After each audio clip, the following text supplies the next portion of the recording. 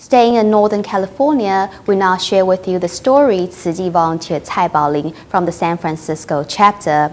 Sister Baoling was a breast cancer patient when she responded to an ad for volunteers by the San Francisco chapter. Though she was undergoing chemotherapy, she decided to join Tzu Chi and contribute to the relay of love. Although Baoling recently succumbed to her illness, her devotion is something we can all learn from.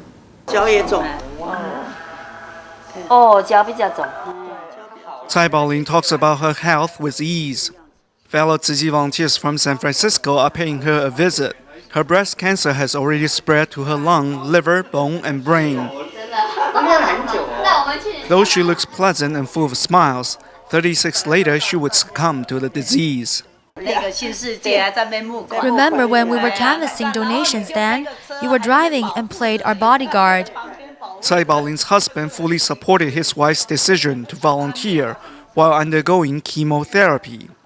Tzu Chi's company has made enduring the illness more bearable, and when Baoling became bedridden, the volunteers brought her one of Tzu Chi's electronic Buddhist chant players for spiritual support. This will put your mind at ease. Dharma masters in Hualien's Jingse Bo sang this.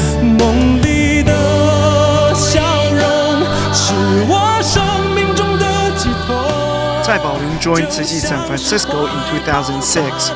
Enduring painful chemotherapy strengthened her resolve.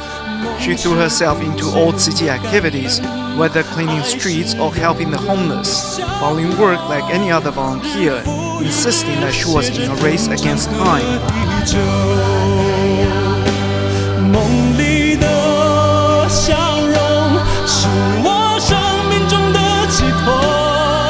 Cai Baoling's cancer went active again in 2008. 12 days before the 2009 Christmas, she passed away at 63.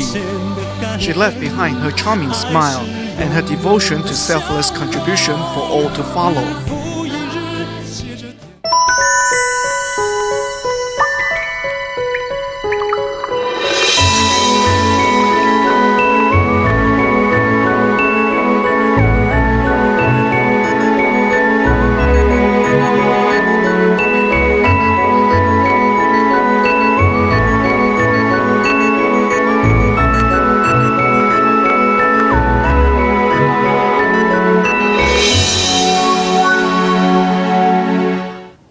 In today's feature on the changes that have been taking place at the grassroots level since Typhoon Katsana ravaged the Philippines, we introduce you to a participant in Tzu Chi Disaster Relief Work Program, Sonny Hernandez.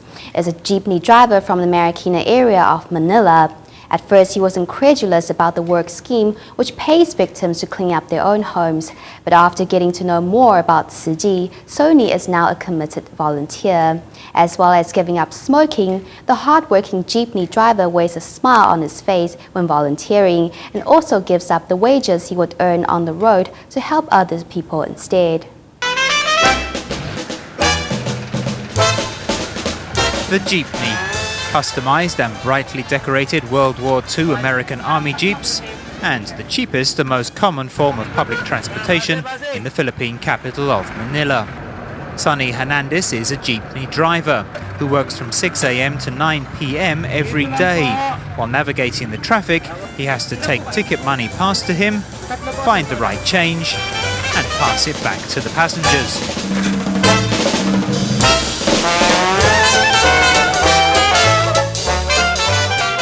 After nearly 15 hours on the road, he only gets off work when the last passenger gets off his jeepney. During the short breaks, most drivers revive their spirits by smoking cigarettes, but not Sonny Hernandez. Before I used to smoke a packet in half a day, 20 cigarettes before the day was half through. After Tzu Chi arrived, I still smoked, but less than a packet, and then only 4 or 5 cigarettes a day. I eat sweets and drink water instead.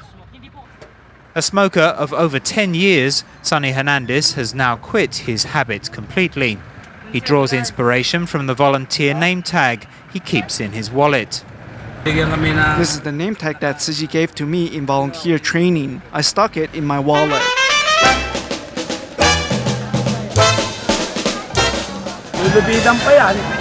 Sonny Hernandez only gets Fridays off work. But if there is a volunteering event going on, you are sure to see him. There's a Chinese saying that receivers gain material benefit, while givers gain peace and happiness. When Sonny Hernandez bows respectfully to place aid packages into the hands of slum residents, the tough exterior of the jeepney driver seems to crack. His face breaks into a smile and he gives off a warm and loving air. We don't have the ability to pay back what Tzu Chi has given us. Because Tzu Chi helped us, if they need volunteers, I always go. Only later do we discover that these people have taken time off work so they can volunteer for Tzu Chi. The jeepney driver is sacrificing at least 500 pesos, around $10 that he usually makes in a day. But he says the feeling of making other people happy and being needed is something you have to experience to understand. Like Sonny Hernandez in the Philippines, Ming Shihui from Taiwan also works on Tzu Chi's relief program, but at the Dai community in Shanling. A victim of the August 8th disaster, Ming's house in Namasha was destroyed. Tzu Chi's relief work program brought him hope again, and Tzu Chi's continuous care moved him deeply, so much so that he decided to change his bad habits. The indigenous man even gathered his tribe members together to volunteer for a day. Picking out different sizes of stones, Ming Sihui is a participant at Tzu Chi Sanling Dai community. Ming is working on the Bunong tribe ecological landscape today. Busy as usual, the only difference is that Ming is here on voluntary base. I'm happy and working with inner peace. Tzu Chi brothers and sisters are with us, so we are happy. I'm not tired and feel fortunate. Wanting to give back, Ming Sihui, along with 8 fellow indigenous people from Namasha, is volunteering a day of work. After the 8/8 disaster, the unending care from Tzu Chi gradually changed Ming's bad habit. I used to smoke, drink and eat betel nuts. After working here, I don't do that anymore. After the disaster, Ming Sihui has found hope again. Back at the workers' temporary home, he has a bamboo coin bank on the table. Contributing a coin every day, Ming turns his gratitude into action.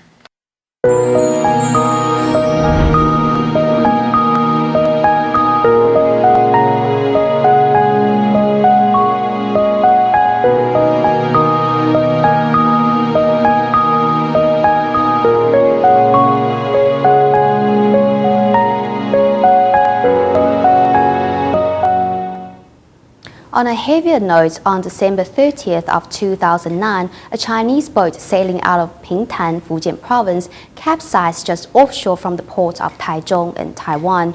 Of the 13 mainland Chinese fishermen on board, 7 were rescued, while 6 are still missing. Except for 1 crew member who was sent to the Taichung Veterans General Hospital, the others have been staying at the Metro Harbor Hospital.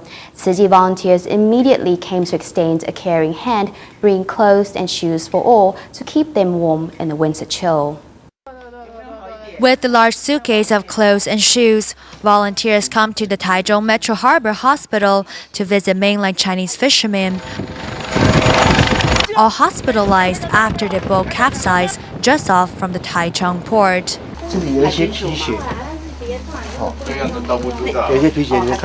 All these men have are the outfits they are stranded in. Everyone eagerly gathers to try on the new clothes. We came here to your land and you took such good care of us. It was like being at our own home, like being with our own family. Their clothes got all wet when they fell into the sea, and they only had what they wore. We thought it must be fortune that brought us together, so we prepared some clothes and shoes for them to go home with. The blue and white clad angels also prepare fresh fruits and eco-friendly utensils for these survivors. Head bowed, Nian Zhefeng is the captain's son. His father has been missing since their boat trouble. I hope we find my father. 25-year-old Nian Zhefeng has been accompanying his father to sea for 8 years.